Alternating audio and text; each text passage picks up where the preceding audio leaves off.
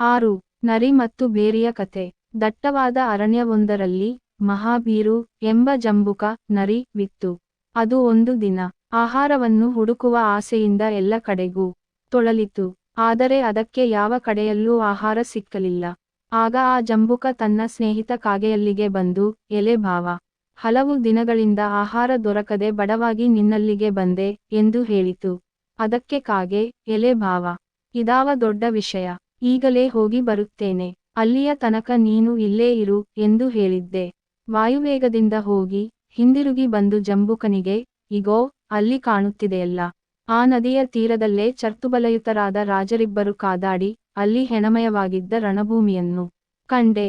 ಅಲ್ಲಿಗೆ ನೀನು ಹೋದರೆ ನಿನ್ನ ಒಡಲ ಬಡತನ ಹಿಂಗುತ್ತದೆ ಎಂದು ಹೇಳಿತು. ಕಾಗೆಯ ಮಾತಿನಂತೆ ಜಂಬೂಕ ಸಮರಭೂಮಿಗೆ ಬಂದಿತು. ಸಮರಭೂಮಿಯ ತುಂಬ ಬಿದ್ದಿದ್ದ ಶವಗಳನ್ನು ನೋಡಿ ಅದಕ್ಕೆ ಹರ್ಷವಾಯಿತು. ಆದರೆ ಜಂಬೂಕನ ಆ ಹರ್ಷ ಬಹುಕಾಲ ಉಳಿಯಲಿಲ್ಲ. ಮರುಕ್ಷಣದಲ್ಲಿ ಒಮ್ಮೆಲೆ ಹೊಮ್ಮಿದ ಭಯಂಕರ ಶಬ್ದವನ್ನು ಕೇಳಿ ಅಲ್ಲಿ ನಿಲ್ಲಲಾರದೆ ಹೆದರಿ ಓಡತೊಡಗಿತು. ಇದನ್ನು ಕಂಡ ಲಂಬಕರ್ಣನೆಂಬ ಮತ್ತೊಂದು ಜಂಬೂಕನು ಮಹಾಬೀರು ಜಂಬೂಕನನ್ನು ಚೇಷ್ಟೆ ಮಾಡುತ್ತಾ, ಎಲೆ ಭಾವ, ನೀನೇಕೆ ಭಯಾತುರನಾಗಿ ಓಡುತ್ತಿರುವೆ ಎಂದು ಕೇಳಿತು. ಅದಕ್ಕೆ ಮಹಾಬೀರು, ಸಮರ ಭೂಮಿಯಲ್ಲಿ ಯಾವ ಮನುಷ್ಯನ ಸುಳಿವಿಲ್ಲವೆಂದು ಭಾವಿಸಿ ಅಲ್ಲಿಗೆ ಹೋದೆ. ಆದರೆ ಇದ್ದಕ್ಕಿದ್ದಂತೆ ನೆಲವೇ ಮೊಳಗಿದಂತೆ ಭಯಂಕರ ಶಬ್ದವಾಯಿತು. ಅದನ್ನು ಕೇಳಿ ಓಡಿ ಬಂದೆ ಎಂದಿತು. ಅದಕ್ಕೆ ಲಂಬಕರ್ಣ, ಆ ಭಯಂಕರ ಶಬ್ದ ಯಾವುದೆಂದು ತಿಳಿಯದೆ ದೂರಭೀರುವಾಗಿ ಹೋಗಬೇಡ, ಆ ಸ್ಥಳವನ್ನು ನನಗೆ ತೋರಿಸು ಬಾ ಸೊನ್ನೆದಿತು. ಮಹಾಬೀರು ಲಂಬಕರ್ಣವನ್ನು ಸಮರಭೂಮಿಗೆ ಕರೆತಂದಿತು. ಅವೆರಡು ಸಮರಭೂಮಿಗೆ ಬಂದು ನೋಡುತ್ತಿರುವಷ್ಟರಲ್ಲೇ ಪರ್ವತದ ಶಿಖರದಂತಿದ್ದ ಬೇರಿಯೊಂದಕ್ಕೆ ಗಾಳಿಯಿಂದ ಪ್ರೇರಿತವಾದ ಮರದ ಟೊಂಗೆಯ ತುದಿ ಬಲವಾಗಿ ಹೊಡೆಯಿತು. ಆ ಹೊಡೆತಕ್ಕೆ ಬೇರಿ ಭಯಂಕರ ಶಬ್ದ ಮಾಡಿತು. ಮರುಕ್ಷಣದಲ್ಲೇ ಆ ಟೊಂಗೆಯ ಹೊಡೆತ ಇಲ್ಲದಂತಾಗಿ ಶಬ್ದ ನಿಶ್ಶಬ್ದವಾಯಿತು. ಲಂಬಕರ್ಣನಿಗೆ ಸತ್ಯಸಂಗತಿ ತಿಳಿಯಿತು. ಗಿಡದ ಟೊಂಗೆ ಗಾಳಿಗೆ ಅಲುಗಾಡುತ್ತಾ ಬಂದು ನಗಾರಿಗೆ ಬಡಿಯುವುದರಿಂದ ಆ ಧ್ವನಿ ಹೊರಡುವುದೆಂದು ಅದು ಕಂಡುಕೊಂಡಿತು. ಅಲ್ಲಿ ಮನುಷ್ಯ ಸಂಚಾರವಿಲ್ಲದ್ದನರಿತುಕೊಂಡಿತು. ಆದರೂ ಲಂಬಕರ್ಣ ನರಿಗೆ ಸಂಶಯ. ಸುತ್ತಲೂ ಮನುಷ್ಯರನ್ನು ಹುಡುಕಿ ಬಂದಿತು. ಎಲ್ಲೂ ಮನುಷ್ಯ ಸಂಚಾರವೇ ಗೋಚರಿಸಲಿಲ್ಲ. ಈ ಬೇರಿಯಲ್ಲೇನಾದರೂ ಇರಬಹುದೇ ಎಂಬ ಸಂಶಯ ಬಂದು ಬೇರಿಯನ್ನು ಸೀಳಿ ನೋಡಿತು. ಅದರಲ್ಲೂ ಏನೂ ಕಾಣಿಸಲಿಲ್ಲ. ಮಹಾಬೇರು ಕೇವಲ ಶಬ್ದ ಮಾತ್ರಕ್ಕೆ ಅಂಜಿದೆ ಎಂದು ಲಂಬಕರ್ಣನಿಗೆ ಈಗ ಸಂಪೂರ್ಣ ಅರ್ಥವಾಯಿತು. ಆಗದು ಮಹಾಬೀರು ದೂರಭೀರುವಾದದ್ದಕ್ಕೆ ಹಾಸ್ಯ ಮಾಡಿತು. ಹೀಗೆ ಮಹಾಬೀರು ದೂರಭೀರುವಾಯಿತು. ಪಿಂಗಳಕನಿಗೆ ಈ ಕಥೆಯನ್ನು ಹೇಳಿದ ದವನಕ ಮತ್ತೆ ಹೀಗೆಂದ, ನೀನು ಹೀಗೆ ಶಬ್ದ ಮಾತ್ರಕ್ಕೆ ಹೆದರಿದ್ದಾದರೆ ಇಂಥ ಅಪನಗೆಗೆಡೆಯಾಗುವೆ. ಆದ್ದರಿಂದ ನನಗೆ ಹೋಗಿ ನೋಡಿಕೊಂಡು ಬರಲು ಅಪ್ಪಣೆ ಕೊಡು. ವಿಚಾರಿಸಿಕೊಂಡು ಬಂದು ಅದಕ್ಕೆ ತಕ್ಕ ಪ್ರತೀಕಾರವನ್ನು ಮಾಡುತ್ತೇನೆ. ದವನಕನ ಈ ಮಾತಿಗೆ ಪಿಂಗಳಿಕ ಬೇರೆ ದಾರಿಗಾಣದೆ, ನಿನ್ನ ಮನದಲ್ಲಿ ಇದವೇ ಕಾರ್ಯವಾಗಿದ್ದರೆ ಹೋಗು ಎಂದು ಅನುಮತಿ ನೀಡಿತು. ಅತ್ತ ದವನಕ ಹೊರಟು ಹೋದ. ಇತ್ತ ಪಿಂಗಳಕ ತನ್ನ ಮನದಲ್ಲಿ ಹೀಗೆ ವಿಚಾರಿಸಿಕೊಂಡ, ಕ್ರೋಧಿತರಾದವರನ್ನು, ಲೋಭಿಗಳಾದವರನ್ನು, ಭೀತಿಗೊಂಡವರನ್ನು, ಅವಮಾನಿತರನ್ನು ಯಾವ ಬಗೆಯಲ್ಲೂ ವಿಶ್ವಾಸಿಸಬಾರದೆಂಬ ಅರ್ಥಶಾಸ್ತ್ರಾಭಿಪ್ರಾಯವಿದೆ. ದವನಕ ಪಳೆಯರ ಮಗ, ಅವಮಾನಿತನಾದವ. ಹೀಗಿರುವಾಗ ಈತ ತನ್ನ ಹಿಂದಿನ ದ್ವೇಷವನ್ನು ನೆನೆದು ಹಗೆತನವನ್ನು ಸಾಧಿಸಲೆಂದು ಶತ್ರುವಿನೊಂದಿಗೆ ಬಂದರೆ ಹೇಗೆ? ಆಗಂತೂ ಮತ್ತಷ್ಟು ಕಷ್ಟ. ಈತ ಏನು ಮಾಡುತ್ತಾನೆ ಎಂಬುದನ್ನು ಹೇಳಲಿಕ್ಕಾಗದು. ಆದ್ದರಿಂದ ದವನಕನನ್ನು ನಂಬಬಾರದು. ಇಂದೇ ಈ ಸ್ಥಳವನ್ನು ಬಿಟ್ಟು ಬೇರೊಂದು ದುರ್ಗಮವಾದ ಸ್ಥಳಕ್ಕೆ ಹೊರಟು ಹೋಗಬೇಕು. ಪಿಂಗಳಕ ಹೀಗೆ ತನ್ನ ಮನದಲ್ಲಿ ವಿಚಾರಿಸಿ ಬೇರೆಡೆಗೆ ಹೊರಟು ಹೋಗಲು ನಿಶ್ಚಯಿಸಿದ. ಆದರೂ ಮರುಕ್ಷಣದಲ್ಲಿ ಸತ್ಯಾವಲಂಬಿಯಾಗಿ ಹೀಗೆ ವಿಚಾರಿಸಿಕೊಂಡ, ಭೋಜನ, ನಿದ್ರೆ, ಭೀತಿ, ಸ್ತ್ರೀಸಂಗ ಎಂಬ ಈ 4 ಪಶುಗಳಿಗೂ ಮನುಷ್ಯರಿಗೂ ಸಮಮನುಷ್ಯನಲ್ಲಿ ಎಲ್ಲಕ್ಕಿಂತಲೂ ಶ್ರೇಷ್ಠವಾದದ್ದು ಜ್ಞಾನ. ಜ್ಞಾನವಿಲ್ಲದವನು ಪಶುವಿನ ಸಮಾನ. ನಿಸರ್ಗಗುಣ ಸಹಜವಾದ ಈ ಭಯ ತರವಲ್ಲ. ಅದು ಕಾಲ ದೇಶ ಏಕತೆಗಳಿಂದ ನನಗೆ ಮನೋಭಂಗವನ್ನುಂಟು ಮಾಡುತ್ತದೆ. ವಿಶ್ವಾಸಿಗಳಾದ ಪಳೆಯರು ಮತ್ತು ಆಪ್ತರು ಸ್ವಾಮಿ ನಿಷ್ಠೆಯನ್ನು ಎಂದೂ ತಪ್ಪುವವರಲ್ಲವೆಂಬುದು ಸಮಸ್ತ ನೀತಿಶಾಸ್ತ್ರಪರವಾದ ಮತದಿಂದ, ಅನುಭವದಿಂದ ಪ್ರತ್ಯಕ್ಷವೂ ಪ್ರಮಾಣಿತವೂ ಆಗಿದೆ. ದವನಕನಾದರೂ ಶುದ್ಧನಾದ ಮಂತ್ರಿಸುತ, ನನಗೆ ಎಂದೂ ತಪ್ಪುವವನಲ್ಲ. ಪಿಂಗಳಕ ಈ ರೀತಿ ವಿಚಾರಿಸಿ ನಿಶ್ಚಿಂತನಾದ. ಇತ್ತ ಮೃಗ್ಧೂರ್ತನಾದ ದವನಕ ನಾನಾ ಗಿಡಮರಬಳ್ಳಿಗಳಿಂದ ನಿಬಿಡವಾಗಿದ್ದ ಪರ್ವತಗಳನ್ನು ದಾಟಿ ಸಂಜೀವಕನಿದ್ದ ಮಹಾರಣ್ಯಕ್ಕೆ ಬಂದ. ಆ ಮಹಾರಣ್ಯದಲ್ಲಿ ಸಂಚರಿಸುವ ಸಂಜೀವಕನನ್ನು ದೂರದಿಂದ ನೋಡಿ, ಸಮೀಪಕ್ಕೆ ಬಂದು, ಸಂಜೀವಕ ಎತ್ತುವೆಂಬುದನ್ನು ಅರಿತುಕೊಂಡ. ಅಪೂರ್ವಾಂಗನಾದ ಸಂಜೀವಕನನ್ನು ನೋಡಿ ಸಂಜೀವಕನಿಗೆ ಕೊಂಚ ಸಂಶಯವಾಯಿತು. ಆಗ ಇನ್ನಷ್ಟು ಸಮೀಪಕ್ಕೆ ಬಂದು ಅದು ಎತ್ತು ಎಂಬುದನ್ನು ನಿಶ್ಚಯ ಮಾಡಿಕೊಂಡು ಪಿಂಗಳಕನ ಮರುಳತನಕ್ಕೆ ನಕ್ಕ. ಅಲ್ಲದೆ ನಿಷ್ಕಪಟ ವ್ಯಕ್ತಿ ಪಿಂಗಳಕನಿಗೆ ಸತ್ಯವನ್ನು ಹೇಳಿದರೆ ಏನು ಪ್ರಯೋಜನ? ಈ ಪ್ರಸಂಗಕ್ಕೆ ಇಲ್ಲದ ಕತೆ ಕಟ್ಟಿ ಅದನ್ನು ಸ್ವಾರ್ಥಕ್ಕೆ ಬಳಸಿಕೊಳ್ಳಬಾರದೇಕೆ? ಅರಸನ ಕೃಪೆ ಪಡೆಯಲು, ತಾನೇ ಮುಖ್ಯಪ್ರಧಾನನಾಗಲು ಈ ಪ್ರಸಂಗದ ಸದುಪಯೋಗವನ್ನು ಪಡೆಯಬೇಕು ಎಂದು ದವನಕ ವಿಚಾರಿಸಿದ. ನಾನು ಇಂಥ ಎತ್ತನ್ನು ಎಲ್ಲೂ ಕಂಡಿಲ್ಲವೆಂದು ಅರಸನಿಗೆ ಈ ಸುದ್ದಿಯನ್ನು ಹೇಳಿದನಾದರೆ ಅರಸನಿಗೆ ನಾನೇ ಪ್ರಧಾನವಾಗುತ್ತೇನೆ, ಆ ಕೃಪೆಯನ್ನು ಪಡೆಯುತ್ತೇನೆ, ಈ ಪ್ರಸಂಗವನ್ನು ದೊಡ್ಡದು ಮಾಡಿ ಹೇಳಬೇಕು ಎಂದು ಮುಂತಾಗಿ ತನ್ನ ಮನದಲ್ಲಿ ನಿಶ್ಚಯಿಸಿಕೊಂಡ ದವನಕನು ಆ ಕ್ಷಣವೇ ಅಲ್ಲಿಂದ ಹಿಂದಿರುಗಿ ಬಂದು ಪಿಂಗಳಕನನ್ನು ಕಂಡ. ವಿನಯಾಂಗನಾಗಿ ಸಮುಚಿತಾಸನದಲ್ಲಿ ಕುಳಿತು ಪಿಂಗಳಕನಿಗೆ ಹೀಗೆ ಹೇಳಿದ: ದೇವಾ, ಸಂಜೀವಕನ ಹೂಂಕಾರ ವನಗಜ ಸಮೂಹವನ್ನೇ ನಾಶಪಡಿವಂಥದ್ದು, ಭೀತಿಗೊಳಿಸುವಂಥದ್ದು. ಅದನ್ನು ಶ್ರವಣ ಮಾತ್ರದಿಂದ ಅಥವಾ ಕಿವಿಯಿಂದ ಕೇಳಲು ಅಸಾಧ್ಯ. ಘೋರ ಭೀಕರ ನಿನಾದ ನೀನು ಹೇಳಿದ್ದಕ್ಕಿಂತಲೂ ಅಧಿಕವಾಗಿದೆ. ನಿಜಕ್ಕೂ ಆತ ಮಹಾರೌದ್ರಭದ್ರಾಕಾರ. ಆತನ ಸಾಮರ್ಥ್ಯವನ್ನು, ಪರಾಕ್ರಮವನ್ನು, ಮಿತಿಮೀರಿದ ದರ್ಪವನ್ನು ವರ್ಣಿಸಲು ಯಾರಿಂದಲೂ ಸಾಧ್ಯವಿಲ್ಲ. ಕಾಳಿಂದಿ ನದಿ ಈ ಇಬ್ಭಾಗವಾಗುವಂತೆ ಹಾಯ್ದು, ನೀರನ್ನು ಕದಡಿ ಜಲಕ್ರೀಡೆಯಾಡಿ ಹೊರ ಬಂದು ನಿಂತು ಹಾಯ್ದು, ನೀರನ್ನು ಕದಡಿ ಜಲಕ್ರೀಡೆಯಾಡಿ ಹೊರ ಬಂದು ನಿಂತು ಹರ್ಷಿತನಾಗಿ ನಿಷ್ಠುರ ಧ್ವನಿ ಮಾಡಿದರೆ ಸಾಕು, ಬೆಟ್ಟಗಳು ಬಿರಿಯುತ್ತವೆ. ಮೇದಿನಿಯನ್ನು ಎತ್ತಿ ಆದಿ ವರಹದಂತೆ ಕಂದರಗಳನ್ನು ತನ್ನ ಕೋಡುಗಳಲ್ಲಿ ಇರಿದೆತ್ತಿ ಸಂಭ್ರಮದಿಂದ ಕಟ್ಟೆಗಟ್ಟಿದಂತೆ ಈಡಾಡುತ್ತಾನೆ. ಅರಣ್ಯದಲ್ಲಿ ಎಲ್ಲೆಂದರಲ್ಲಿ ಹರಿದಾಡುತ್ತಾನೆ. ಮತ್ತೆ ಹರುಷ ಚಿಮ್ಮ ಲೂಪ್ಪಳಿಸುತ್ತಾ ಹಾರುತ್ತಾ ದೆಸೆ ದೇಸಿಗೆ ಹರಿದು ಹಿರಿಯ ಮರಗಳನ್ನು ಬಿಡದೆ ಕಿತ್ತು, ನೂಕಿ, ಹೊತ್ತು ಓಡಾಡುತ್ತಾನೆ. ನೆಗೆ ಯುತ್ತಾ ಭರದಿಂದ ತಲೆ ಎತ್ತಿ ಉಬ್ಬಿ ಆಕಾಶವನ್ನು ನುಂಗಲು ಅಡರುವಂತೆ ಮೇಘವನ್ನು ನೋಡುತ್ತಾನೆ. ಜೊತೆಗೆ ಸುಗಂಧದ ಸವಿಯನ್ನು ಮೂಸಿ ನೋಡುತ್ತಾ ನಲಿದಾಡುತ್ತಾನೆ. ತನಗೆ ಹೆದರದೆ ಎದುರಾಗಿ ನಿಲ್ಲಬಲ್ಲಂತಹ ಪ್ರಾಣಿಯೊಂದನ್ನು ಕಾಣದೆ ಸಮಸ್ತ ಸಮುದ್ರ ಮುದ್ರಿತ ಮೇದಿನಿಯನ್ನು ತನ್ನ ಪಾದದ ಗೊರಸಿನಲ್ಲಿ ಮಡಗಿಸಿಟ್ಟುಕೊಳ್ಳಲು ಬಯಸುತ್ತಾನೆ. ಗರ್ವ ಪರ್ವತರೂಢನಾಗಿ ತಾನೇ ಪರ್ವತವಾಗಿ ಪರ್ವತ ಶಿಖರದ ಕಲ್ಲುಗಳನ್ನು ತನ್ನ ಕೋಡುಗಳಿಂದ ಈಡಾಡುತ್ತಾನೆ. ಜಗದ ಮೃಗಗಳನ್ನು ಯಮನೇ ನೆಪವಿಟ್ಟು ನುಂಗಿ ತೊನೆಯಲು ಹುಟ್ಟಿದಂತಿರುವ ಆ ಮಹಾರೌದ್ರಾಕಾರನನ್ನು, ಅಭೂತಪೂರ್ವನನ್ನು, ರುದ್ರನ ಭದ್ರನ ಸೊನ್ನೆ ದಿಯನ್ನು ಹೋಲುವವನನ್ನು ಕಂಡೆ. ಹೀಗೆ ದವನಕನು ಪಿಂಗಳಕನಿಗೆ ಮಹಾದ್ಭುತ, ಭಯರೌದ್ರ, ರೌದ್ರ ಭಯಾನಕ ಹಾಗೂ ವೀರರಸಗಳನ್ನು ಕಪಟ ಕ್ರಿಯೆಯಿಂದ ಒಂದು ಮಾಡಿ ಸಂಜೀವಕನ ಮಹಾರೌದ್ರ ಭದ್ರಾಕಾರವನ್ನು ವರ್ಣಿಸಿದ. ಇದನ್ನು ಕೇಳಿ ಪಿಂಗಳಿಕ ಭಗ್ನ ಮನಸ್ಕನಾದ. ಹೇಡಿಯ ಮೇಲೆ ಹಾವು ಎರಗಿದಂತಾಗಿ ಮೇಲುಸಿರು ಬಿಟ್ಟು ಕ್ಷಣಕಾಲ ಮೂರ್ಛೆ ಹೋದ. ಬಿಮ್ಮನೆ ಬೆವರಿದ. ತನ್ನಷ್ಟಕ್ಕೆ ತಾನೇ ಚೇತರಿಸಿಕೊಂಡು ಕಾತರತೆಯನ್ನು ತ್ಯಜಿಸಿ ದವನಕನಿಗೆ ಹೀಗೆಂದು ನುಡಿದ: ಇಂಥ ರೌದ್ರನೂ ಕಲ್ಪಾಂತಕನೂ ಅಪ್ರತಿಮನೂ ಆದ ಆ ಮಹಾರೌದ್ರನು ನಿನ್ನನ್ನು ಹೇಗೆ ಬಿಟ್ಟ? ಆತ ನಿನ್ನನ್ನು ಕಡೆ ಗಣಿಸಿ ಕೊಲ್ಲದೆ ಸಮಾಧಾನದಿಂದ ಕಳಿಸಿ ಕೊಟ್ಟ ಬಗೆ ಹೇಗೆ? ಹೇಳು. ಪಿಂಗಳಕನ ಈ ಮಾತಿಗೆ ದವನಕ ಉತ್ತರಿಸಿದ: ಅತುಲ ಬಲ ವಿಕ್ರಮವುಳ್ಳವನು ಅಸಮರ್ಥನಿಗೆ ಮುನಿಯಬಲ್ಲನೆ. ಅಧಿಕೋನ್ನತವಾದ ಮದಗಜ ಸಮೂಹವನ್ನು, ವೃಕ್ಷ ಸಮೂಹವನ್ನು ಮುರಿಯುವಂತೆ ಹುಲ್ಲನ್ನು ಮುರಿಯುವನೆ. ಗಾಳಿ ಮಹಾವೃಕ್ಷಗಳನ್ನು ಕೀಳುವುದಲ್ಲದೆ ಮೃದುವಾದ ಹುಲ್ಲನ್ನು ಕೀಳುವುದೇ? ಸತ್ಯಾಧಿಕರು ತಮ್ಮ ಪರಾಕ್ರಮವನ್ನು ಅಧಿಕ ಬಲಯುತರೊಂದಿಗಲ್ಲದೆ ನೀಚರೊಂದಿಗೆ ತೋರುವುದಿಲ್ಲ. ತನ್ನ ತಲೆಯ ಮದೋದಕವನ್ನು ಹೀರಿ ಕುಡಿದು ಸೊಕ್ಕಿರುವ ತುಂಬಿಗಳು ತನ್ನನ್ನು ಒದೆದರೂ ಆನೆ ಕೋಪಿಸಿಕೊಳ್ಳುವುದಿಲ್ಲ. ಏಕೆಂದರೆ ಬಲವಂತರು ತಮಗೆ ಸಮಾನ ಬಲವಂತರೊಡನೆ ಕೋಪವನ್ನು ಮಾಡಿಕೊಳ್ಳುತ್ತಾರೆಯೇ ವಿನಃ ನೀಚರೊಂದಿಗೆ ಮಾಡಿಕೊಳ್ಳುವುದಿಲ್ಲ. ಹೀಗಿರುವಾಗ ನನ್ನಂಥ ಕ್ಷುದ್ರ ಪ್ರಾಣಿಯ ಮೇಲೆ ಆ ಮಹಾರುದ್ರನು ಹೇಗೆ ತಾನೇ ಮುನಿಯಬಲ್ಲ? ದವನಕದ ಈ ಮಾತಿನ ಮೋಡಿಗೆ ಪಿಂಗಳಕ ಮರು ರಾದ. ದವನಕ ಹೇಳುತ್ತಿರುವುದು ಸರಿಯೆಂದು ತಲೆ ದೂಗಿದ. ದವನಕ, ನಿನ್ನ ಮಾತು ಸತ್ಯ. ನೀನು ಹೇಳಿ ಅದ್ದು ತಪ್ಪಲ್ಲ. ಇನ್ನು ಇದಕ್ಕೆ ನೀನೇನು ಮಾಡಬಲ್ಲೆ ಹೇಳು ಎಂದು ದವನಕನನ್ನು ಪಿಂಗಳಕ ಕೇಳಿದ. ಅದಕ್ಕೆ ದವನಕ: ದೇವಾ, ಶತ್ರು ಬಲಹೀನನಾಗಿದ್ದರೆ ಆತನನ್ನು ಸಂಧಿವಿಗ್ರಹ ಮೊದಲಾದ 6 ನಯಗಳಿಂದ, ಸಾಮಭೇದದಾನ ದಂಡವೆಂಬ 4 ಉಪಾಯಗಳಿಂದ ವಶಪಡಿಸಿಕೊಳ್ಳಲು ಸಾಧ್ಯವಿದೆ. ಇವೆಲ್ಲ ನಯ, ಉಪಾಯಗಳಿಂದ ಶತ್ರುವನ್ನು ಉದಾಸೀನನನ್ನಾಗಿಯೂ, ಉದಾಸೀನನನ್ನು ಮಿತ್ರನನ್ನಾಗಿಯೂ, ಮಿತ್ರನನ್ನು ಅಧೀನನನ್ನಾಗಿಯೂ ಮಾಡಲು ನಾನು ಬಲ್ಲವನಾಗಿದ್ದೇನೆ. ಈ ಮಹಾರೌದ್ರನನ್ನು ನಿನಗೆ ಅಧೀನನನ್ನಾಗಿ ಮಾಡುತ್ತೇನೆ ಎಂದು ಹೇಳಿದ. ದವನಕನ ಈ ಮಾತಿಗೆ ಪಿಂಗಳಕ: ದವನಕ, ಆತನು ಅತಿ ದರ್ಪನು, ದುಷ್ಟನು ಎಂದು ನೀನೇ ಹೇಳಿದೆ. ಸರ್ಪ ಮತ್ತು ಖಳ ಇಬ್ಬರೂ ಕ್ರೂರರು. ಆದರೆ ಸರ್ಪನಿಗಿಂತಲೂ ಖಳನೇ ಮಹಾಕ್ರೂರ. ಅದು ಹೇಗೆಂದರೆ, ಮಂತ್ರ, ಔಷಧಗಳಿಂದ ಸರ್ಪವನ್ನು ವಶಪಡಿಸಿಕೊಳ್ಳಲು ಸಾಧ್ಯವಿದೆ. ಆದರೆ ಖಳನನ್ನು ಯಾವ ಮಂತ್ರ, ಔಷಧಿಗಳಿಂದಲೂ ವಶಪಡಿಸಿಕೊಳ್ಳಲು ಸಾಧ್ಯವಿಲ್ಲ. ಆತ ಯಾವುದರಿಂದಲೂ ಶಾಂತನಾಗಲಾರ ಎಂಬ ನೀತಿಯುಂಟು.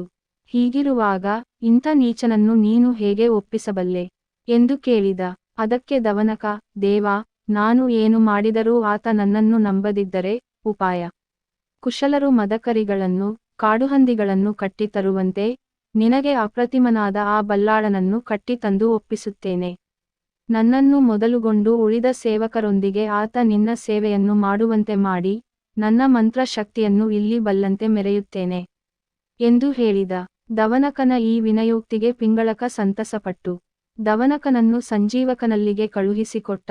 ದವನಕ ತ್ವರಿತಗತಿಯಿಂದ ಸಂಜೀವಕನಿದ್ದಲ್ಲಿಗೆ ಬಂದ. ಸಂಜೀವಕ ಎತ್ತು ಎಂಬುದನ್ನು ಮತ್ತೊಮ್ಮೆ ಖಚಿತಪಡಿಸಿಕೊಂಡು ತನಗೆ ಭಯವಿಲ್ಲವೆಂಬುದನ್ನು ಖಾತ್ರಿ ಮಾಡಿಕೊಂಡ. ಬಳಿಕ ದವನಕ ಸಂಜೀವಕನನ್ನು ಕುರಿತು, ವೃಷಭಣ್ಣ, ಈ ಮಹಾರಣ್ಯದಲ್ಲಿರುವ ನನ್ನ ಒಡೆಯ ವಶಪಡಿಸಿಕೊಳ್ಳಲು ಸಾಧ್ಯವಿದೆ. ಇವೆಲ್ಲ ನಯ ಉಪಾಯಗಳಿಂದ ಶತ್ರುವನ್ನು ಉದಾಸೀನನನ್ನಾಗಿಯೂ ಉದಾಸೀನನನ್ನು ಮಿತ್ರನನ್ನಾಗಿಯೂ ಮಿತ್ರನನ್ನು ಅಧೀನನನ್ನಾಗಿಯೂ ಮಾಡಲು ನಾನು ಬಲ್ಲವನಾಗಿದ್ದೇನೆ. ಈ ಮಹಾರೌದ್ರನನ್ನು ನಿನಗೆ ಅಧೀನನನ್ನಾಗಿ ಮಾಡುತ್ತೇನೆ ಎಂದು ಹೇಳಿದ. ದವನಕನ ಈ ಮಾತಿಗೆ ಪಿಂಗಳಕ, ದವನಕ, ಆತನು ಅತಿ ದರ್ಪನು ದುಷ್ಟನು ಎಂದು ನೀನೇ ಹೇಳಿದೆ. ಸರ್ಪ ಮತ್ತು ಖಳ ಇಬ್ಬರೂ ಕ್ರೂರರು, ಆದರೆ ಸರ್ಪನಿಗಿಂತಲೂ ಖಳನೇ ಮಹಾಕ್ರೂರ. ಅದು ಹೇಗೆಂದರೆ ಮಂತ್ರ ಔಷಧಗಳಿಂದ ಸರ್ಪವನ್ನು ವಶಪಡಿಸಿಕೊಳ್ಳಲು ಸಾಧ್ಯವಿದೆ, ಆದರೆ ಖಳನನ್ನು ಯಾವ ಮಂತ್ರ ಔಷಧಿಗಳಿಂದಲೂ ವಶಪಡಿಸಿಕೊಳ್ಳಲು ಸಾಧ್ಯವಿಲ್ಲ. ಆತ ಯಾವುದರಿಂದಲೂ ಶಾಂತನಾಗಲಾರ ಎಂಬ ನೀತಿಯುಂಟು. ಹೀಗಿರುವಾಗ ಇಂಥ ನೀಚನನ್ನು ನೀನು ಹೇಗೆ ಒಪ್ಪಿಸಬಲ್ಲೆ ಎಂದು ಕೇಳಿದ. ಅದಕ್ಕೆ ದವನಕ, ದೇವಾ, ನಾನು ಏನು ಮಾಡಿದರೂ ಆತ ನನ್ನನ್ನು ನಂಬದಿದ್ದರೆ ಉಪಾಯ. ಕುಶಲರು ಮದಕರಿಗಳನ್ನು ಕಾಡುಹಂದಿಗಳನ್ನು ಕಟ್ಟಿ ತರುವಂತೆ ನಿನಗೆ ಅಪ್ರತಿಮನಾದ ಆ ಬಲ್ಲಾಳನನ್ನು ಕಟ್ಟಿ ತಂದು ಒಪ್ಪಿಸುತ್ತೇನೆ. ನನ್ನನ್ನು ಮೊದಲುಗೊಂಡು ಉಳಿದ ಸೇವಕರೊಂದಿಗೆ ಆತ ನಿನ್ನ ಸೇವೆಯನ್ನು ಮಾಡುವಂತೆ ಮಾಡಿ ನನ್ನ ಮಂತ್ರ ಶಕ್ತಿಯನ್ನು ಇಲ್ಲಿ ಬಲ್ಲಂತೆ ಮೆರೆಯುತ್ತೇನೆ ಎಂದು ಹೇಳಿದ. ದವನಕನ ಈ ವಿನಯೋಕ್ತಿಗೆ ಪಿಂಗಳಕ ಸಂತಸಪಟ್ಟು ದವನಕನನ್ನು ಸಂಜೀವಕನಲ್ಲಿಗೆ ಕಳುಹಿಸಿಕೊಟ್ಟ. ದವನಕ ತ್ವರಿತಗತಿಯಿಂದ ಸಂಜೀವಕನಿದ್ದಲ್ಲಿಗೆ ಬಂದ. ಸಂಜೀವಕ ಎತ್ತು ಎಂಬುದನ್ನು ಮತ್ತೊಮ್ಮೆ ಖಚಿತಪಡಿಸಿಕೊಂಡು ತನಗೆ ಭಯವಿಲ್ಲವೆಂಬುದನ್ನು ಖಾತ್ರಿ ಮಾಡಿಕೊಂಡ. ಬಳಿಕ ದವನಕ ಸಂಜೀವಕನನ್ನು ಕುರಿತು, ವೃಷಭಣ್ಣ, ಈ ಮಹಾರಣ್ಯದಲ್ಲಿರುವ ನನ್ನ ಒಡೆಯ ಮೃಗರಾಜ ಪಿ0 ಗಳಕನನ್ನು ಕಾಣದೆ ಆತನ ಒಡೆತನ ಒಪ್ಪದೆ ಹೋದದಾದರೆ ಇಲ್ಲಿ ನೀನು ಬಾಳಲಾರೆ. ಆತನನ್ನು ಇದಿರುಹಾಕಿಕೊಂಡು ಇಲ್ಲಿ ನೀನು ಬಾಳುವ ಉಪಾಯವಾದರೂ ಹೇಗೆ ಎಂದು ನುಡಿದ. ದವನಕನ ಈ ಮಾತಿಗೆ ಸಂಜೀವಕ, ಪಿಂಗಳಕನೆಂದರೆ ಯಾರು, ಆತ ಎಲ್ಲಿರುವನು ಎಂದು ಕೇಳಿದ. ಅದಕ್ಕೆ ದವನಕ, ಸುತ್ತುವರಿದು ನಿಂತು ತನಗೆ ಸೇವೆ ಸಲ್ಲಿಸುವ ಮೃಗ ಸಮೂಹದ ಆಧಿಪತ್ಯವನ್ನು ಪಡೆದು ಮಹಾವೈಭವದೊಂದಿಗೆ ವಿಶಾಲ ಮಂಡಲದಲ್ಲಿ ರಾಜ್ಯಭಾರ ಮಾಡುತ್ತಿರುವ ಮೃಗರಾಜನೇ ಪಿಂಗಳಕ. ಆತ ವಿಶಾಲ ವೃಕ್ಷ ಸಮೂಹದ ತಣ್ಣೆಳಲಿನಲ್ಲಿದ್ದಾನೆ ಎಂದು ಹೇಳಿದ. ಹೀಗೆ ಭಯಪಡುವಂತೆ ಗರ್ಜಿಸಿ ನುಡಿದ ದವನಕ ಗಂಭೀರಾಲಾಪಗಳನ್ನು ಸಂಜೀವಕ ಕೇಳಿ ಕ್ಷಣಕಾಲ ವಿಸ್ಮಯ ತಾಳಿದ. ಬಳಿಕ ಸಂಜೀವಕ ತನ್ನ ಮನದಲ್ಲಿ ಹೀಗೆ ವಿಚಾರಿಸಿಕೊಂಡ. ಇತ್ತ ಮೃಗ್ಧೂರ್ತನಾದ ದವನಕ ನಾನಾ ಗಿಡಮರಬಳ್ಳಿಗಳಿಂದ ನಿಬಿಡವಾಗಿದ್ದ ಪರ್ವತಗಳನ್ನು ದಾಟಿ ಸಂಜೀವಕನಿದ್ದ ಮಹಾರಣ್ಯಕ್ಕೆ ಬಂದ. ಆ ಮಹಾರಣ್ಯದಲ್ಲಿ ಸಂಚರಿಸುವ ಸಂಜೀವಕನನ್ನು ದೂರದಿಂದ ನೋಡಿ ಸಮೀಪಕ್ಕೆ ಬಂದು ಸಂಜೀವಕ ಎತ್ತು ಎಂಬುದನ್ನು ಅರಿತುಕೊಂಡ. ಅಪೂರ್ವಾಂಗನಾದ ಸಂಜೀವಕನನ್ನು ನೋಡಿ ಸಂಜೀವಕನಿಗೆ ಕೊಂಚ ಸಂಶಯವಾಯಿತು. ಆಗ ಇನ್ನಷ್ಟು ಸಮೀಪಕ್ಕೆ ಬಂದು ಅದು ಎತ್ತು ಎಂಬುದನ್ನು ನಿಶ್ಚಯ ಮಾಡಿಕೊಂಡು ಪಿಂಗಳಕನ ಮರುಳತನಕ್ಕೆ ನಕ್ಕ. ಅಲ್ಲದೆ ನಿಷ್ಕಪಟ ವ್ಯಕ್ತಿ ಪಿಂಗಳಕನಿಗೆ ಸತ್ಯವನ್ನು ಹೇಳಿದರೆ ಏನು ಪ್ರಯೋಜನ? ಈ ಪ್ರಸಂಗಕ್ಕೆ ಇಲ್ಲದ ಕತೆ ಕಟ್ಟಿ ಅದನ್ನು ಸ್ವಾರ್ಥಕ್ಕೆ ಬಳಸಿಕೊಳ್ಳಬಾರದೇಕೆ? ಅರಸನ ಕೃಪೆ ಪಡೆಯಲು ತಾನೇ ಮುಖ್ಯಪ್ರಧಾನನಾಗಲು ಈ ಪ್ರಸಂಗದ ಸದುಪಯೋಗವನ್ನು ಪಡೆಯಬೇಕು ಎಂದು ನಕ ವಿಚಾರಿಸಿದ. ನಾನು ಇಂಥ ಎತ್ತನ್ನು ಎಲ್ಲೂ ಕಂಡಿಲ್ಲವೆಂದು ಅರಸನಿಗೆ ಈ ಸುದ್ದಿಯನ್ನು ಹೇಳಿದನಾದರೆ ಅರಸನಿಗೆ ನಾನೇ ಪ್ರಧಾನವಾಗುತ್ತೇನೆ, ಆ ಕೃಪೆಯನ್ನು ಪಡೆಯುತ್ತೇನೆ. ಈ ಪ್ರಸಂಗವನ್ನು ದೊಡ್ಡದು ಮಾಡಿ ಹೇಳಬೇಕು ಎಂದು ಮುಂತಾಗಿ ತನ್ನ ಮನದಲ್ಲಿ ನಿಶ್ಚಯಿಸಿಕೊಂಡ ದವನಕನು ಆ ಕ್ಷಣವೇ ಅಲ್ಲಿಂದ ಹಿಂದಿರುಗಿ ಬಂದು ಪಿಂಗಳಕನನ್ನು ಕಂಡ. ವಿನಯಾಂಗನಾಗಿ ಸಮುಚಿತಾಸನದಲ್ಲಿ ಕುಳಿತು ಪಿಂಗಳಕನಿಗೆ ಹೀಗೆ ಹೇಳಿದ. ದೇವಾ, ಸಂಜೀವಕನ ಹೂಂಕಾರ ವನಗಜ ಸಮೂಹವನ್ನೇ ನಾಶ ಪಡೆಯುವಂಥದ್ದು, ಭೀತಿಗೊಳಿಸುವಂಥದ್ದು. ಅದನ್ನು ಶ್ರವಣ ಮಾತ್ರದಿಂದ ಅಥವಾ ಕಿವಿಯಿಂದ ಕೇಳಲು ಅಸಾಧ್ಯ. ಘೋರ ಭೀಕರ ನಿನಾದ ನೀನು ಹೇಳಿದ್ದಕ್ಕಿಂತಲೂ ಅಧಿಕವಾಗಿದೆ. ನಿಜಕ್ಕೂ ಆತ ಮಹಾರೌದ್ರಭದ್ರಾಕಾರ. ಆತನ ಸಾಮರ್ಥ್ಯವನ್ನು, ಪರಾಕ್ರಮವನ್ನು, ಮಿತಿಮೀರಿದ ದರ್ಪವನ್ನು ವರ್ಣಿಸಲು ಯಾರಿಂದಲೂ ಸಾಧ್ಯವಿಲ್ಲ. ಕಾಳಿಂದಿ ನದಿ ಈ ಇಬ್ಭಾಗವಾಗುವಂತೆ ಹಾಯ್ದು ನೀರನ್ನು ಕದಡಿ ಜಲಕ್ರೀಡೆಯಾಡಿ ಹೊರ ಬಂದು ನಿಂತು ಹಾಯ್ದು ನೀರನ್ನು ಕದಡಿ ಜಲಕ್ರೀಡೆಯಾಡಿ ಹೊರ ಬಂದು ನಿಂತು ಹರ್ಷಿತನಾಗಿ ನಿಷ್ಠುರ ಧ್ವನಿ ಮಾಡಿದರೆ ಸಾಕು, ಬೆಟ್ಟಗಳು ಬಿರಿಯುತ್ತವೆ. ಮೇದಿನಿಯನ್ನು ಎತ್ತಿ ಆದಿ ವರಹದಂತೆ ಕಂದರಗಳನ್ನು ತನ್ನ ಕೋಡುಗಳಲ್ಲಿ ಇರಿದೆತ್ತಿ ಸಂಭ್ರಮದಿಂದ ಕಟ್ಟೆಗಟ್ಟಿದಂತೆ ಈಡಾಡುತ್ತಾನೆ. ಅರಣ್ಯದಲ್ಲಿ ಎಲ್ಲೆಂದರಲ್ಲಿ ಹರಿದಾಡುತ್ತಾನೆ. ಮತ್ತೆ ಹರುಷ ಚಿಮ್ಮ ರೂಪಳಿಸುತ್ತಾ ಹಾರುತ್ತಾ ದೆಸೆ ದೇಸಿಗೆ ಹರಿದು ಹಿರಿಯ ಮರಗಳನ್ನು ಬಿಡದೆ ಕಿತ್ತು ನೂಕಿ ಹೊತ್ತು ಓಡಾಡುತ್ತಾನೆ. ನೆಗೆ ಯುತ್ತಾ ಭರದಿಂದ ತಲೆಯೆತ್ತಿ ಉಬ್ಬಿಯಾಕಾಶವನ್ನು ನುಂಗಲು ಅಡರುವಂತೆ ಮೇಘವನ್ನು ನೋಡುತ್ತಾನೆ.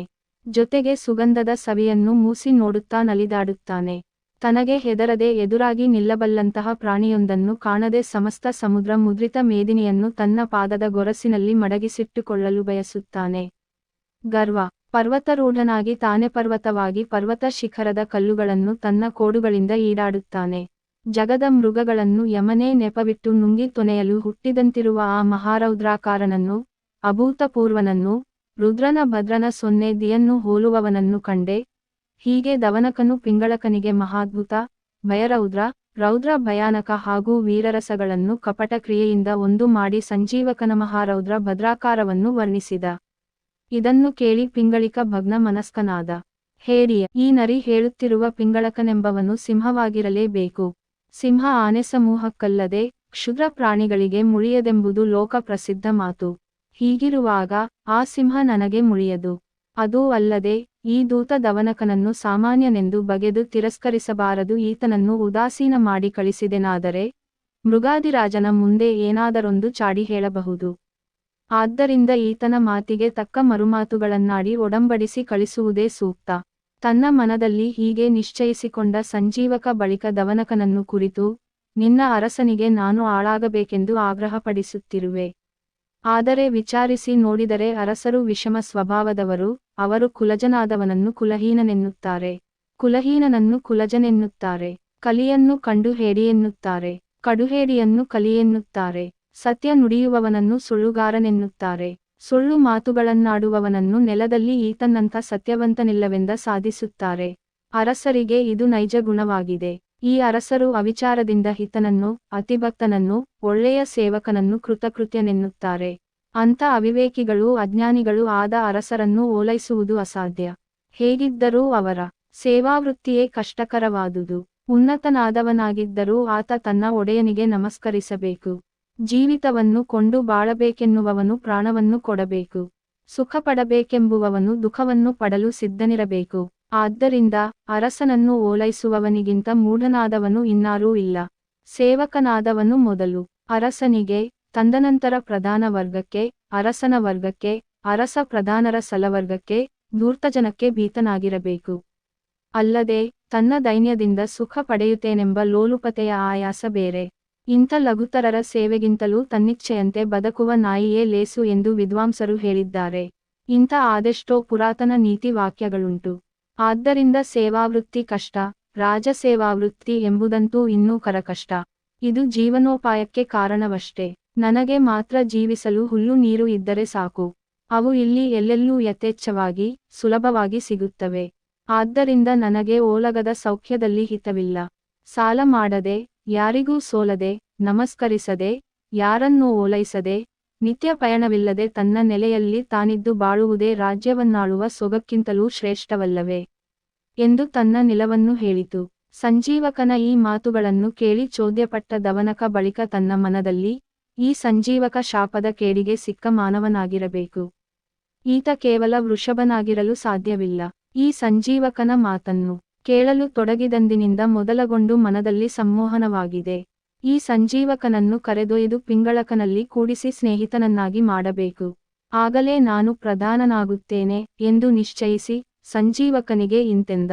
ವೃಷಭಣ್ಣ, ನೀನಾದರೂ ಪಶು. ನಿನ್ನನ್ನು ಮತ್ತೊಬ್ಬನು ರಕ್ಷಿಸದಿದ್ದರೆ ನಿನಗೆ ಕ್ಷುದ್ರಮೃಗಗಳ ಉಪದ್ರವ ತಪ್ಪದು.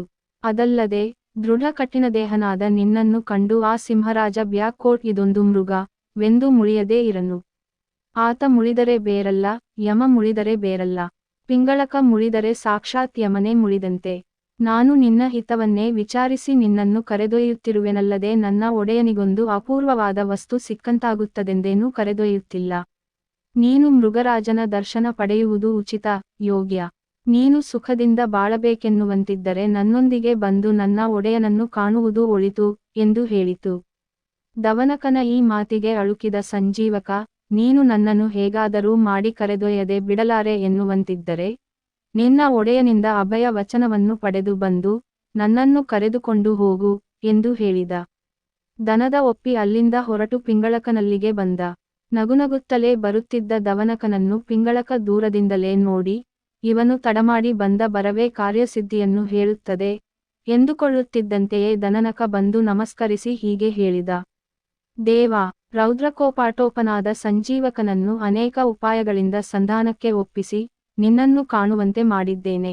ಇದೆಲ್ಲವನ್ನೂ ನಿನಗೆ ತಿಳಿಸಿ ಪೂರ್ವ ಸೂಚನೆ ಕೊಟ್ಟು ಆ ಬಳಿಕ ಆತನನ್ನು ಕರೆದುಕೊಂಡು ಬರುತ್ತೇನೆಂದು ಹೇಳಲು ಇಲ್ಲಿಗೆ ಬಂದೆ.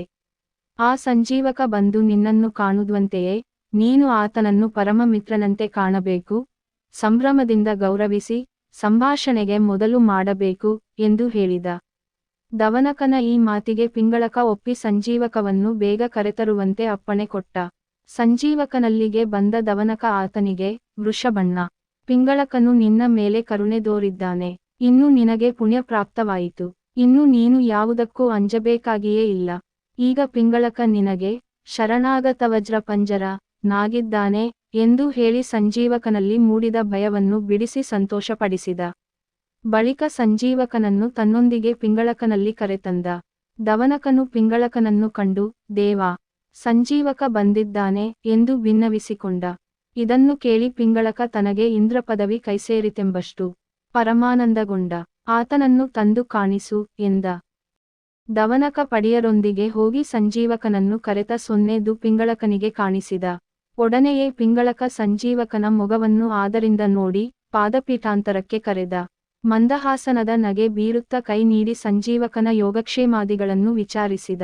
ಗೋಮುಖ್ಯನೇ, ಎಲ್ಲ ಕ್ಷೇಮವೇ, ಕುಶಲವೇ ಎಂದು ಕೇಳಿದ ಪಿಂಗಳಕನ ಈ ಆತ್ಮೀಯ ಸಂಭಾಷಣೆಗೆ ಸಂಜೀವಕ ಆತ್ಮೀಯವಾಗಿಯೇ, ದೇವ, ನಿನ್ನ ಪಾದಕಮಲದ ದರ್ಶನದಿಂದ ಎಲ್ಲವೂ ಕ್ಷೇಮ ಕುಶಲ. ನಿನ್ನ ಪಾದದರ್ಶನದ ದಯೆಯಿಂದ ನನಗೆ ಸಕಲ ಸಂಪದವೂ ಪ್ರಾಪ್ತವಾಯಿತು ಎಂದು ಹೇಳಿದ. ಪಿಂಗಳಕ ಸಂಜೀವಕನನ್ನು ಅನೇಕ ಪ್ರಕಾರದ ಸನ್ಮಾನ ಕ್ರಿಯೆಗಳಿಂದ ತಣಿಸಿ ಬಳಿಕ ಮಿತ್ರ ಸಿ0ಹ ಸಮೂಹಗಳಿಂದ ಭಯಂಕರವೂ ಭೀಕರ ಪರ್ವತ ಗುಹಗಳಿಂದ ರೌದ್ರವೂ ಆನೆಗಳ ಸಮೂಹದಿಂದ ಭೀಕರವೂ ಆದ ಈ ನಿರ್ಜದ ವನವನ್ನು ನೀನು ಬಂದು ಹೊಕ್ಕ ಬಗೆ ಹೇಗೆ ಎಂದು ಕೇಳಿದ. ಸಂಜೀವಕ ತನ್ನ ಆತ್ಮೀಯ ವನಪ್ರವೇಶ ಕಾರಣವನ್ನು ಸವಿವರವಾಗಿ ಬಿತ್ತರಿಸಿದ.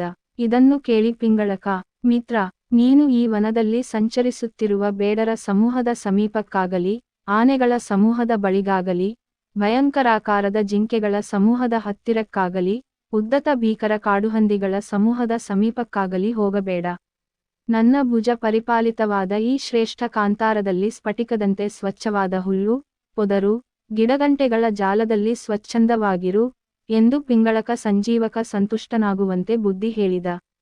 ಅದಕ್ಕೆ ಸಂಜೀವಕ ಹಾಗೇ ಆಗಲಿ ಎಂದು ಒಪ್ಪಿಗೆ ಸೂಚಿಸಿದ. ಪಿಂಗಳಕ ಮತ್ತು ಸಂಜೀವಕರಿಬ್ಬರ ಮಧ್ಯ ಪರಸ್ಪರ ಸ್ನೇಹವಾಯಿತು. ಅಂದಿನಿಂದ ಇಬ್ಬರೂ ಪರಮ ಮಿತ್ರರಾದರು. ಬಳಿಕ ಪಿ0 ಗಳಕನು ಸಂಜೀವಕನನ್ನು ಕಳಿಸಿಕೊಟ್ಟು ದವನಕ ಮುಖವನ್ನು ನೋಡಿ ತನ್ನ ಮನದಲ್ಲಿ, ಈ ದವನಕ ನನ್ನ ದುಃಖವನ್ನು ದೂರ ಮಾಡಿದ. ಆದ್ದರಿಂದ ಈತನನ್ನು ಈ ಸಮಯದಲ್ಲಿ ಸಂತಸಪಡಿಸಬೇಕು ಎಂದು ವಿಚಾರಿಸಿಕೊಂಡ. ನಂತರ ಪಿಂಗಳಕ, ದವನಕ, ನಿನ್ನಂಥ ಆಪ್ತ ಮಂತ್ರಿಪುತ್ರನಿಂದ ನನ್ನ ಮನೋರಥ ಸಿದ್ಧಿಸಿತು ಎ0ದು ಒಳ್ಳೆಯ ಮಾತುಗಳಿಂದ ದವನಕನನ್ನು ಸಂತಸಪಡಿಸಿದ. ಬಳಿಕ ಪಿಂಗಳಕ ನೀರು ಕುಡಿಯಲೆಂದು ಯಮುನಾ ನದಿಗೆ ಬಂದು ನೀರು ಕುಡಿದು ಮರಳಿ ತನ್ನ ಸಾಮ್ರಾಜ್ಯಾರಣ್ಯವನ್ನು ಹೊಕ್ಕು ತನ್ನ ಅರಮನೆಗೆ ಬಂದ. ಹೀಗಿರಲು ಒಂದು ದಿನ ಪಿಂಗಳಕ ಅಸಂಖ್ಯಾತ ಪ್ರಾಣಿಗಳನ್ನು ಕೊಂದು ಅವುಗಳ ಮಾಂಸವನ್ನು ತನ್ನನ್ನು ಆಶ್ರಯಿಸದ ಪ್ರಾಣಿಗಳಿಗೆ ಹಂಚಿಕೊಡುತ್ತಿದ್ದ. ಇದನ್ನು ನೋಡಿ ಸಂಜೀವಕ ಕರುಣರಸಾರ್ದ್ರ ಹೃದಯನಾದ. ಆಗವನಿಗೆ ತನ್ನ ಪೂರ್ವಜನ್ಮ ವೃತ್ತಾಂತ ನೆನಪಾಯಿತು. ಈ ಮೊದಲು ತಾನು ವರ್ಧಮಾನನ ಮನೆಯಲ್ಲಿದ್ದದ್ದು ಸಂಜೀವಕನಿಗೆ ನೆನಪಾಯಿತು. ಹಿಂದಿನ ಜನ್ಮದಲ್ಲಿ ಸಂಜೀವಕ ವರ್ಧಮಾನನ ಮನೆಯಲ್ಲಿದ್ದ. ಆಗವನು ಅಷ್ಟಾದಶ ಪುರಾಣ, ಶ್ರುತಿ ಸ್ಮೃತಿ, ರಾಮಾಯಣ ಮಹಾಭಾರತಾದಿ ಕಥಾಶ್ರವಣ ಪರಿಣತನಾಗಿದ್ದ. ಮನ್ವತ್ರಿ, ವಸಿಷ್ಠ, ಹಾರೀತ, ಯಾಜ್ಞವಲ್ಕ್ಯ, ಬೃಹಸ್ಪತಿ, ಪರಾಶರ, ವ್ಯಾಸ, ಅಂಬರೀಷ, ಗೌತಮ, ಭೃಗು, ಕಾಶ್ಯಪ, ವಿಶ್ವಾಮಿತ್ರ, ವಾಮದೇವ, ಲೋಕಾಯತಾದಿ ಸಮಸ್ತ ಮುನಿಮುಖ್ಯರಿಂ ಉಕ್ತವಾದ ಶ್ರುತಿ ಸ್ಮೃತಿ ವಿಹಿತ ಧರ್ಮವಿಚಾರ ಪಾರಂಗತನಾಗಿದ್ದ. ಆದ್ದರಿಂದ ಪ್ರಾಣಹಾನಿಯನ್ನು ತಡೆಯಬೇಕೆಂದು ಸಂಜೀವಕ ಮನದಲ್ಲಿ ನೆನೆದು ಪಿಂಗಳನಲ್ಲಿಗೆ ಬಂದು, ದೇವ, ವಿಚಾರಿಸಿ ನೋಡಿದರೆ ಸಂಸಾರಿಗೆ ಧರ್ಮವೇ ಸಾರ. ಉತ್ತಮ ದಮಾದಾರಿಯಾಗಿ ಪ್ರಸಿದ್ಧಿ ಪಡೆದವನು ಲೋಕದಲ್ಲಿ ಪಾಪರಹಿತ ಪರುಷನೆನಿಸಿಕೊಳ್ಳುತ್ತಾನೆ. ಈ ಜಗತ್ತಿನಲ್ಲಿ ಯಾವುದೂ ಶಾಶ್ವತವಲ್ಲ, ಎಲ್ಲವೂ ಅಶಾಶ್ವತ. ಸಂಪತ್ತು ಅನಿಮಿಷ ಚಾಪದಂತೆ ಕ್ಷಣಿಕ, ಯೌವನದ ತೇಜಸ್ಸು ಶರತ್ಕಾಲದ ಮೇಪದಂತೆ ಅಶಾಶ್ವತ. ಈ ಜೀವನವೆನ್ನುವುದು ಹುಲ್ಲ ಮೇಲಿನ ಹನಿಯಂತೆ ಕ್ಷಣಿಕ. ಆದ್ದರಿಂದ ಸಂಸಾರದಲ್ಲಿ ಹುಟ್ಟಿದ ಜೀವಿಯ ಮನಸ್ಸು ಯಾವಾಗಲೂ ಧರ್ಮಮಾರ್ಗದಲ್ಲೇ ನಡೆಯಬೇಕು. ಅದಲ್ಲದೆ ಪ್ರಿಯನಾದವಿಗೆ ಯಾವನು ದುರ್ಬುದ್ಧಿಯನ್ನುಂಟು ಮಾಡುತ್ತಾನೋ ಆತನು ನರಕದಲ್ಲಿಳಿಯುತ್ತಾನೆ. ಆದ್ದರಿಂದ ಪ್ರಿಯನಾದವನಿಗೆ ಸರ್ವಪ್ರಯತ್ನಗಳಿಂದ ಧರ್ಮವನ್ನೇ ಮಾಡಬೇಕೆಂಬ ನೀತಿ ವಚನವುಂಟು. ನಿಮ್ಮ ಅಡಿಗಳಿಗೆ ಹಿತೋಪದೇಶಗಳನ್ನು ಮಾಡಲು ಬಂದಿದ್ದೇನೆ. ಇದನ್ನು ದಿವ್ಯಚಿತ್ತದಿಂದ ಅವತರಿಸಿ ಅದರಂತೆ ನಡೆಯಬೇಕು ಎಂದು ಧರ್ಮೋಪದೇಶ ಮಾಡಿದ. ಹೀಗೆ ಸಂಜೀವಕ ಅನೇಕ ಹಿತವಚನಗಳಿಂದ ಧರ್ಮೋಪದೇಶವನ್ನು ಸವಿಸ್ತಾರವಾಗಿ ಮಾಡಿ ಪಿಂಗಳಕನನ್ನು ತನ್ನತ್ತ ಮಾಡಿಕೊಳ್ಳತೊಡಗಿದ. ಅಲ್ಲದೆ ಆತನಿಗೆ ತಮ್ಮಿಬ್ಬರ ಪೂರ್ವಜನ್ಮಾಂತರದ ಕಥೆಯನ್ನು ವಿವರಿಸಿದ.